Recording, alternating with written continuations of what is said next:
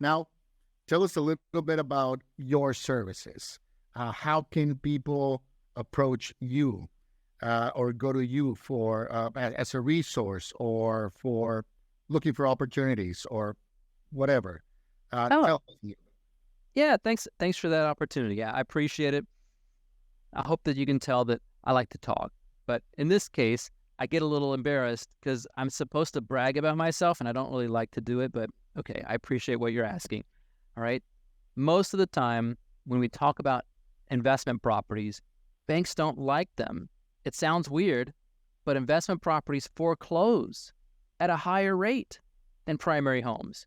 So if you go to a bank like, hey, I want to do investment, a lot of them are like, I don't know if we like to do that, or we're going to make it so much harder. Finding somebody like me is very hard, but I interview at my companies the same way that I do it as an investor. I ask them, hey, what's your seasoning? No seasoning, right? You don't have any seasoning? Okay, great. What about your loan minimum? There's no loan minimum? Okay, good. Can I use rental income right away? Yes? Okay. Oh, wait, I can't work for you then. Sorry.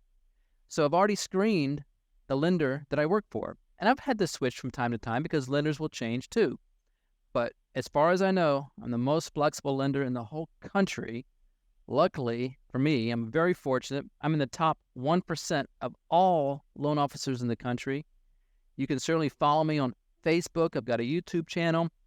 I'm on Instagram. I try to do everything I can to educate and get out there. My personal phone number is 817-380-1913. You can call me directly. We can talk. And that's the best way. That's my sales pitch. It's a little embarrassing, but that's it. Awesome, Andrew. Well, certainly we appreciate your time with us. And I hope this podcast will reach a lot of potential investors and hopefully they'll start contacting you. In the meantime, thank you so much for the time.